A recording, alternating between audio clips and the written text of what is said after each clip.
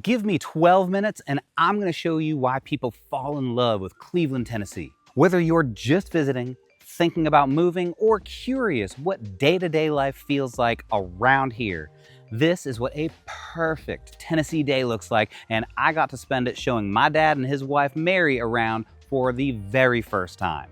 And y'all, they were completely charmed by the end of the day. Ready to come along for the ride? We kicked the day off at Farmers on First, a small but mighty farmers market in the heart of downtown Cleveland. There's just something different about a Tennessee Sunday morning.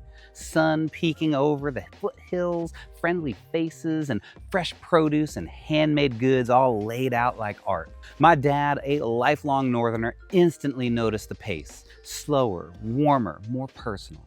We chatted with the kind folks at Harrison Bay Honey Farm who've always wanted to visit Maine. So, of course, that sparked a great conversation about the transitions from icy winters to southern springs. Then we met up with Amber and her parents from Rivers Ridge Mushroom Farm, and I got to introduce my dad and Mary to them.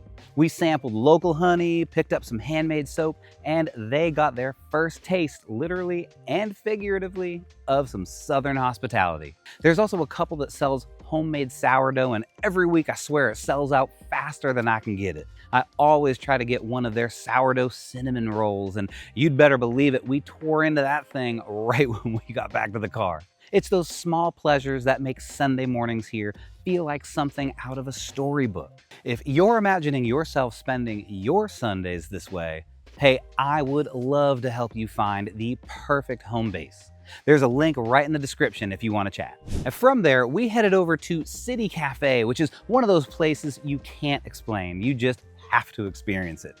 You step in and it's like stepping back in time with chrome light fixtures, neon signs, and a menu that's longer than a CVS receipt, and cakes that constantly win awards. I had my usual farmer's omelet, and my dad's face when they walked by the cake case, priceless.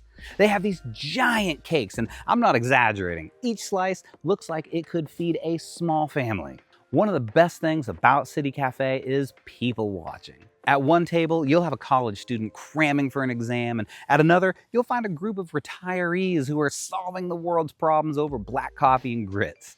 It's a slice of life, no pun intended, that gives you a real sense of the community vibe here. There's a reason that I always tell new buyers moving in to stop by City Cafe at least once. You can learn more about this town over breakfast than any brochure could ever tell you. And after breakfast, we tried to swing by the Banana Pudding Festival in Collegedale, and when I say tried, I mean we drove around twice and just could not find parking anywhere. It was jam-packed. I mean, the kind of packed where people are walking a mile from where they parked. Kids are on their shoulders, and golf carts are just weaving through the crowd like parade floats. We laughed and admitted defeat, and then we just decided to take a scenic drive instead. That's how we ended up heading to Red Clay State Park, with banana pudding still very much on our minds.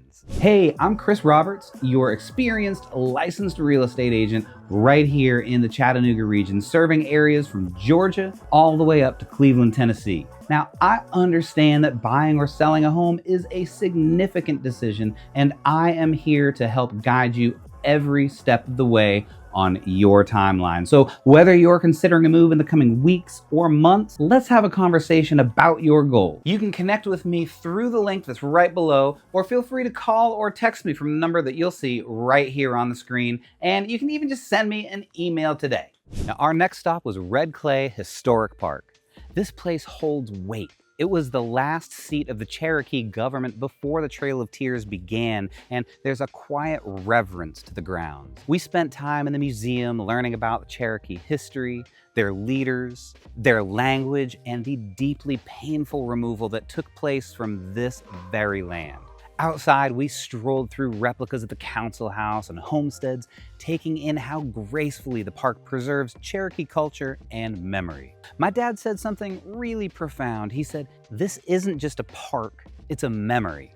And it really is. So if you're ever in Cleveland and want to understand the roots of this land, Red Clay is the place. There's also a sacred spring that's kind of tucked back near the edge of the trees, where cold blue water just flows endlessly and you're surrounded by silence. It's a place that makes you want to stop and think even if you didn't plan to. We didn't rush the moment, we just kind of hung out and settled in for a while.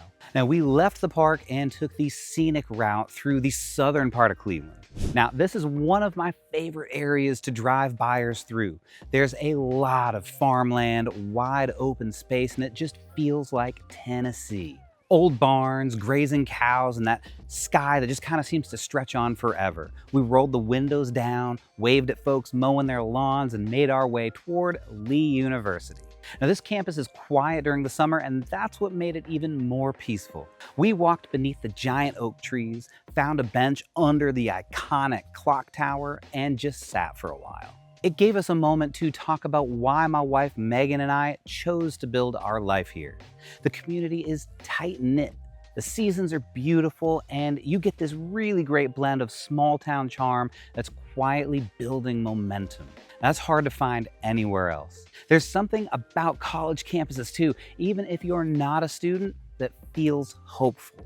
It's the sound of footsteps echoing off brick buildings and the knowledge that you're standing in a place full of fresh starts. And this is usually where people start asking housing questions, and for good reason. I get to help folks from all over find their next chapter here, and Cleveland has this really unique mix of affordability and lifestyle. So whether you're dreaming of a cozy bungalow within walking distance of downtown, or you're looking for acreage where your kids can run barefoot through the grass, we've got it. Even new construction here doesn't need to feel cookie cutter. A good number of builders are preserving that Tennessee charm with big front porches, farmhouse sinks, and little details that make a house feel like home.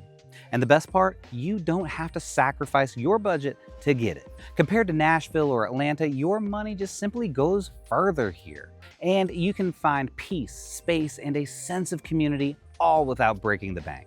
And if any of that sounds like your kind of place, or you just want to explore what's possible here, there's a link below to reach out. I'd love to help you start your own Cleveland chapter. Now, we grabbed a take and bake pizza at Lupi's Pizza, which is a local institution and one of our favorites. The vibe is eclectic. Think Grateful Dead meets Grandma's Kitchen, with string lights, funky fixtures, and hand-painted murals.